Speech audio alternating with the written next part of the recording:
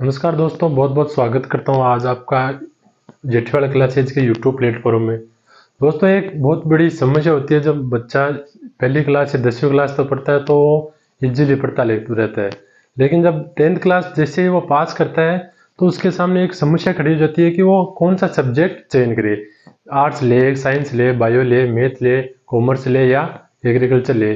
तो आज हम इसी के बारे में बात करेंगे, अब बच्चा क्या ले। लेकिन मेरा ऑप्शन ये है कि आप एग्रीकल्चर ले। एग्रीकल्चर में अगर जो भी स्कोप होता है, क्या चर्चाएं होती है इसमें, क्या क्या वैकेंसीज आती हैं इसमें, क्या क्या हम कर सकते हैं, क्या नहीं कर सकते, वो सारी आज हम डिस्कस करेंगे। तो आज आप एग्रीकल्चर क्यों लेंगे ये हम डिस्कस करेंगे। आज का हमारा टॉपिक रहेगा कि आप एग्रीकल्चर ही क्यों ले।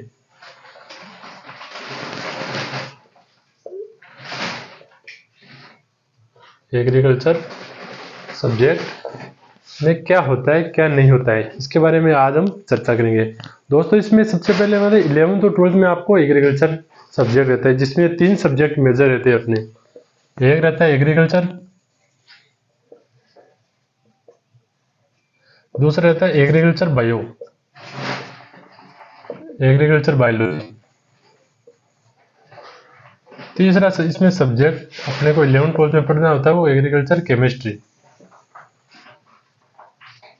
ये 3 अपने मेजर सब्जेक्ट रहते हैं। इसके अलावा हिंदी इंग्लिश जो कॉमन होता है वो होता ही है।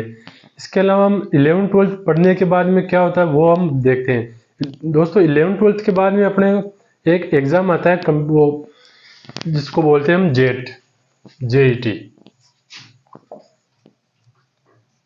इंटरेस्ट एग्जाम होता है एक, ज्वाइंट इंटरेस्ट टेस्ट इसका फुल फॉर्म होता है। इंट्रेंस एग्जाम होता है जिसके अंदर इसको फाइट करने के बाद अपन को गवर्नमेंट कॉलेज मिलती है। गवर्नमेंट कॉलेज का मतलब है अपने डेली लाइफ में गवर्नमेंट कॉलेज बराबर होती है प्राइवेट स्कूल के बराबर। या और गवर्नमेंट स्कूल होती है जो वो होती है प्राइवेट कॉलेज के बराबर। कहने का मतलब अगर जो फैसिलिटी प्राइवेट स्कूल में मिलती है वो सारी फैसिलिटीज गवर्नमेंट कॉलेज में मिलती है। यहाँ कॉलेज में जाके उल्टा हो जाता है सिस्टम। और वैसे ही गवर्नमेंट स्कूल में जो फैसिलिटी मिलती है वो प्राइवेट कॉलेज में मिलती है, यानी टीचर नहीं आते हैं वरना ध्यान नहीं देना बच्चों पर, वैसे सारे काम प्राइवेट कॉलेजों में होता है। तो जेईटी का एग्जाम पास करने के बाद हमें मिलते हैं कॉलेज अलॉटमेंट होती है काउंसलिंग करवाने के बाद। इसके अलावा एक सीयूईटी का एग्जाम होता है आपके, सीयूईटी, ये इंडिया लेवल की है और ये राजस्थान के लेवल की है। इसमें राजस्थान में जितनी भी एग्रीकल्चर से रिलेटेड कॉलेजें हैं वो जेईटी में मिलती है और इंडिया से लेवल जितनी भी कॉलेजें हैं वो सीयूईटी में अपन को अलॉटमेंट होती है। इसके लिए अपन को करना कुछ नहीं होता, जैसे 12th होती है अपनी, आफ्टर 12th एक ये एग्जाम होता है, जैसे लगभग 3 या 4 महीने मई या जून में ये एग्जाम होता है, जिसमें यही आता है एजी, बायो और केमिस्ट्री। 40 क्वेश्चन इनके आते हैं अपने। 120 क्वेश्चन का पेपर होता है जिसमें 40 क्वेश्चन एग्रीकल्चर के, 40 क्वेश्चन एग्रीकल्चर बायोलॉजी के और 40 क्वेश्चन एग्रीकल्चर केमिस्ट्री के, ये अपने 120 क्वेश्चन आते हैं। मेरिट के आधार पर इसमें काउंसलिंग होती है, पहले एग्जाम होता है, फिर रिजल्ट आता है और फिर काउंसलिंग होती है। जो टॉपर रहते हैं उनको टॉपर यूनिवर्सिटी मिल जाती है। 5 यूनिवर्सिटी है अपने राजस्थान में एग्रीकल्चर से रिलेटेड, जोधपुर, जयपुर, कोटा, उदयपुर और बीकानेर। इन 5 जिलों में अपने 5 यूनिवर्सिटी है, जिसके अंतर्गत अंतर वो सारी कॉलेजें आ जाती है स्टेट में जो एग्रीकल्चर से रिलेटेड है। वो इस पे 120 नंबर का पेपर देने के बाद हमें अलॉटमेंट होती है। ये तो हो गई अपने की एग्रीकल्चर 11th 12th और इंट्रेंस एग्जाम के बाद। इंट्रेंस एग्जाम देने के बाद कॉलेज मिलने के बाद आपको 4 साल की कॉलेज होती है आपके। जैसे नीट में 5 साल की होती है, वैसे यहाँ जेईटी में एग्रीकल्चर में आपके 4 साल की कॉलेज होती है। एक सेमेस्टर 8 सेमेस्टर होते हैं टोटल, वैसे 4 साल की कॉलेज हो जाती है। यहाँ आपको बीएससी की डिग्री मिल जाती है। इसके बाद में आपको JRF का एग्जाम देना पड़ता है, वो भी इंट्रेंस एग्जाम होता है। उसके बाद 2 साल की आपके एमएससी हो जाती है, एमएससी की आपको डिग्री मिल जाती है। एमएससी करने के बाद आप पीएचडी कर सकते हैं, जिसके बाद आपको डॉक्टरेट की डिग्री मिल जाती है, आपके नाम के आगे डॉक्टर लग जाता है, वो होती है पीएचडी। पीएचडी के बाद में आप बीएड कर सकते हैं, या एमएससी के बाद में भी आप बीएड कर सकते हैं। जो मास्टर के लेवल की डिग्री होती है, मास्टर के लिए आप अवेलेबल हो जाती है। यहाँ ये तो हो गई अपने रूटीन के बाद, जैसे 11-12 के बाद में कॉलेज, बाद में एमएससी और बीएड और पीएचडी, ये हो गया अपना सीधा सा फंडा। लेकिन इसके यहाँ तक कुछ अपने को मिलता नहीं है, यानी कहने का मतलब अभी तक कुछ हमें हासिल नहीं हुआ, सिर्फ डिग्री मिली है। बात करते हैं कुछ गवर्नमेंट नौकरी की, पैसे कमाने की, या फिर कहीं ना कहीं रोजगार सेटल होने के, अपने क्या क्या स्कोप है, इसमें क्या क्या रोजगार पा सकते हैं हम, क्या क्या पैसे, किस तरह से हम पैसे कमा सकते हैं। सबसे पहले होता है आपने ट्वेल्थ होते ही, आफ्टर ट्वेल्थ एक कॉम्पिटिटिव एग्जाम होता है, जिसका नाम है एग्रीकल्चर सुपरवाइजर। नाम सुना होगा आपने, एग्रीकल्चर सुपरवाइजर, या हिंदी में इसको बोलते हैं कृषि पर्यवेक्षक। ये एक एग्जाम होता है जिसमें 60 नंबर की सिर्फ एग्रीकल्चर आती है, 25 नंबर का जीके आता है आपके, और 15 नंबर की हिंदी आती है। ये एग्रीकल्चर का सबसे मोस्ट इम्पोर्टेंट ये अपने एग्जाम होता है एग्रीकल्चर सुपरवाइजर का, जिसमें सिर्फ 12th डिग्री मांगता है। लेकिन इसमें शर्त यह है कि इसमें एग्रीकल्चर से ही 12th होनी चाहिए। इसमें यहाँ बायो वाले, मैथ वाले, कॉमर्स वाले और आर्ट्स वाले, ये चारों ही हिस्सा नहीं ले सकते इसमें। यह सबसे खास बात है, इसका एग्जाम सिर्फ एग्रीकल्चर के स्टूडेंट ही दे सकते हैं, जिसकी एग्रीकल्चर से 12th हो रखी है, वही बंदा एग्रीकल्चर सुपरवाइजर का एग्जाम दे सकता है। 2400 ग्रेड की भर्ती होती है, 2400 ग्रेड की होती है, अच्छी खासी सैलरी मिल जाती है, थोड़ी देर प्रमोशन भी, सारे सब काम होता है। लेकिन ये 12th तक तो ये अपने को इतना ही मैटर मिलता है। इसके अलावा एक कॉल सेंटर पर भी हम लग सकते हैं, किसान कॉल सेंटर होता है, जिसमें भी 12th लेवल की डिग्री मांगते हैं। ये हो गया अपने 12th के लिए। इसके अलावा अगर आप लड़कियों के लिए इसमें खास सुविधा होती है एग्रीकल्चर में, अगर आप नजर में को आपके भाई बहन जो भी है लड़की है, तो उसके लिए सबसे बड़ी सुविधा है कि आपको 11th और 12th दोनों में 15-15 हजार रुपये मिलेंगे आपको।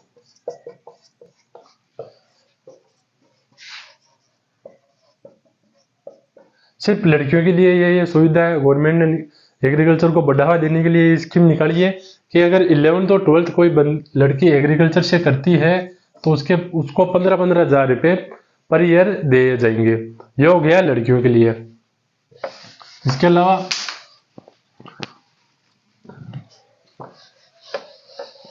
बीएससी होने के बाद में, जैसे बीएससी होती है, तो बीएससी के बाद में सबसे मोस्ट इंपॉर्टेंट एक भर्ती आती है, जिसका नाम है AAO,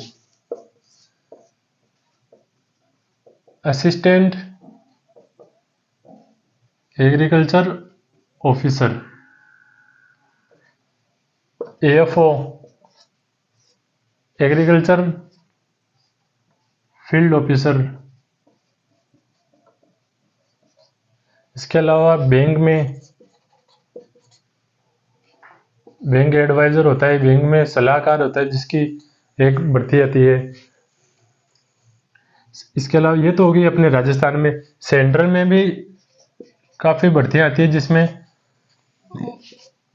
सीट कॉटन है। इनमें मोस्ट डिपार्टमेंट होते हैं, जिनमें बीएससी एग्रीकल्चर की ही डिग्री मांगते हैं गवर्नमेंट नौकरी के लिए। जहाँ बायो वाले, नीट वाले जो भी है, कॉमर्स वाले, आर्ट्स वाले, वो कोई भी हिस्सा नहीं ले सकता।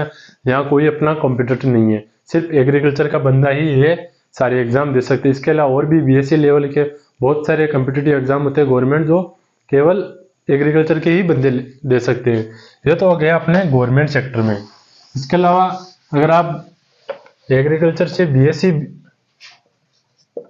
बीएससी एमएससी किसी भी सब्जेक्ट से एमएससी कर सकते हो। इसमें 4-5 सब्जेक्ट होते हैं, जैसे एक तो एग्रोनॉमी होता है, हॉर्टिकल्चर से भी आप एमएससी कर सकते हैं, सोइल साइंस से होता है। ये सारे सब्जेक्ट है जिनसे आप एमएससी कर सकते हो। तो मैं यही बता रहा हूँ कि अगर आप एमएससी बीएड की डिग्री अगर आपके पास है तो आप एग्रीकल्चर लेक्चरर के लिए अप्लाई हो जाते हो। एग्रीकल्चर लेक्चरर अगर पिछली बार जो भर्ती आई थी जिसमें मात्र 40% जिस बंदे के एग्जाम में आए थे वो सारे एग्रीकल्चर लेक्चरर अभी प्रेजेंट टाइम में ज्वाइंड है। जिन बंदे के 100 में से 40% भी जो पासिंग मार्क्स का क्राइटेरिया होता है वो अगर किसी ने पास किया तो वो एग्रीकल्चर के लेक्चरर। इतनी कम कट ऑफ एग्रीकल्चर में जाती है, इतना कम कंपटीशन अभी एग्रीकल्चर में आपको देखने को मिलता है। ये तो हो गया अपने एग्रीकल्चर के लेक्चरर की। ये एग्रीकल्चर के लेक्चरर के लिए है। अब बीएससी एमएससी बीएड तीनों डिग्री मांगते हैं इसमें, जो एग्रीकल्चर लेक्चरर के लिए अप्लाई हो जाती है। इसके अलावा ये तो हो गई अपने गवर्नमेंट सेक्टर के लिए। प्राइवेट सेक्टर में अगर हम देखें तो इस कोई भी जो बंदा है वो कृषि अनुसंधान में काम कर सकता है। जैसे अगर जिसने बीएससी एमएससी डिग्री ले ली है वो कृषि अनुसंधान में काम कर सकता है। कृषि अनुसंधान जहां वो कीट नियंत्रण पर काम कर सकता है, रोग नियंत्रण पर काम कर सकता है, पादप रोग पर,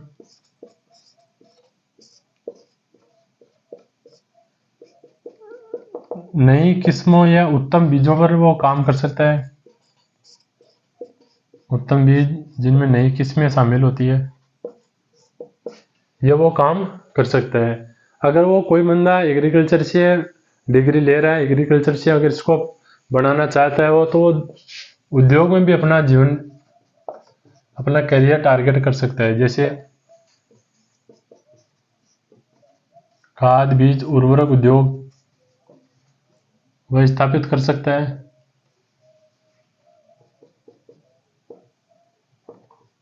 इसके अलावा बीज उत्पादन की कंपनी वह लगा सकता है। इसके अलावा सिंचाई संबंधी उपकरण या कृषि में लगने वाली आधुनिक तकनीकी का वो उद्योग लगा सकता है। ये सारे अपने स्कोप होते हैं जो एग्रीकल्चर में अपन कर सकते हैं। इसके अलावा और भी बहुत सारे स्कोप है। जैसे आपको अगर मैं बताऊं कि कृषि में उपज कृषि के लिए वो वैज्ञानिक खेती भी कर सकता है। अगर एग्रीकल्चर में बंदा अगर ले रखा है तो उसने वह वैज्ञानिक खेती कर सकता है। जैसे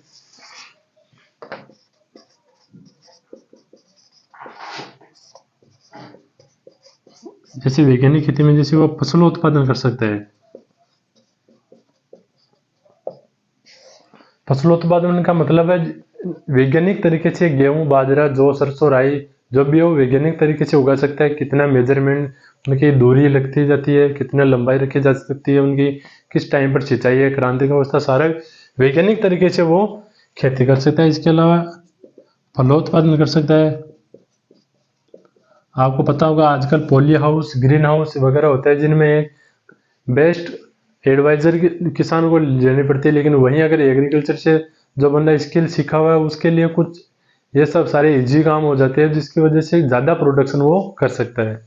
इसके अलावा वो पशुपालन कर रहे हैं तो वो भी काफ़ी वैज्ञानिक तरीके से आधुनिक तरीके से वो कर सकता है। जैसे भैंस पालन है, मुर्गी पालन है, वो एक नॉर्मल साधारण आदमी के बजाय एग्रीकल्चर से जो बंदा स्किल प्राप्त किया हुआ है वो कुछ स्पेशल कर सकता है। इसके अलावा अगर हम और भी बात करें अगर तो सेवा क्षेत्र में अगर वो बंदा अपनी पहचान बनाना चाहता है या करियर चूज करना चाहता है एग्रीकल्चर में, तो वो सेवा क्षेत्र में भी कर सकता है। जैसे कृषि शिक्षण है,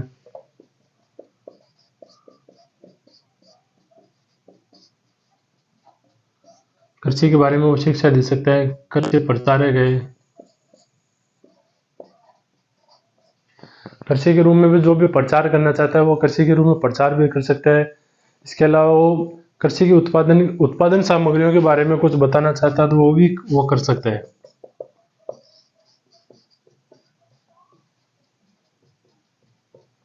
कृषि उत्पादन सामग्री वो बता सकता है।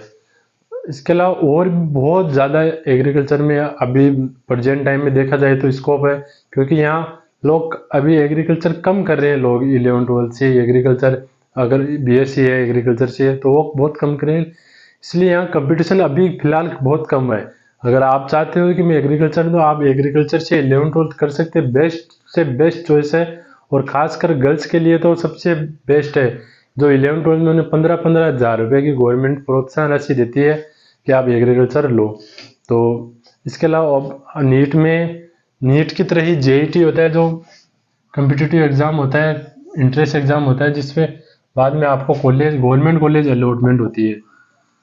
जो गवर्नमेंट कॉलेज होती है, गवर्नमेंट के द्वारा संचालित होती है, यूनिवर्सिटी है जितनी भी, वो सारी जेईटी के द्वारा ही मिल सकती है। तो आपको जानकारी मेरी कैसी लगी?